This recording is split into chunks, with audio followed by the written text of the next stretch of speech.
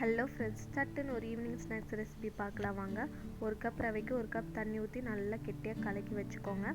இப்போ 2 ஸ்பூன் நல்லெண்ணெய், அரை ஸ்பூன் கடுகு, அரை ஸ்பூன் உளுந்தம்பருப்பு, அரை ஸ்பூன் கடலைப்பருப்பு, கொஞ்சமாக வெந்தயம், 2 பச்சை மிளகா, கொஞ்சமாக கருவேப்பிலை, கட் பண்ணி வச்சுருக்க வெங்காயம் ஒரு 2 நல்லா வணக்கிட்டு அரை மணி நேரமாக ஊற வச்ச ரவையிலையும் போட்டுக்கலாங்க. இப்போ பட்டை சோம்பு கசக்கி போட்டுக்கலாம்.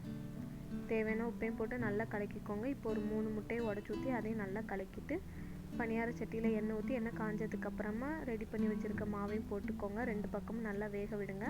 ரொம்ப நேரம் வேக விடணும்னு அவசியம் இல்லை, ஒரு 2 நிமிஷத்துக்கு ஒருக்க பரட்டி விட்டாலே போதுங்க.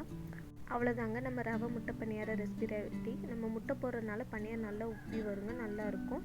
அதே இது முட்டை போடாமல் வெறும் தண்ணி மட்டும் கலக்கி வச்சாலும் டேஸ்ட் அதே தாங்க வரும். பட் கொஞ்சம் அது நல்லா உப்பி வரும், இது உப்பாமல் வரும். நாங்கள் ரெண்டுமே ட்ரை பண்ணோம், ரெண்டுமே நல்லா இருந்துச்சு. இதுக்கு சைடிஷாக கார சட்னி ரெடி பண்ணுங்க, சூப்பராக இருக்கும். செஞ்சு பார்த்துட்டு எப்படின்னு கமெண்ட் பண்ணுங்கள். பாய்.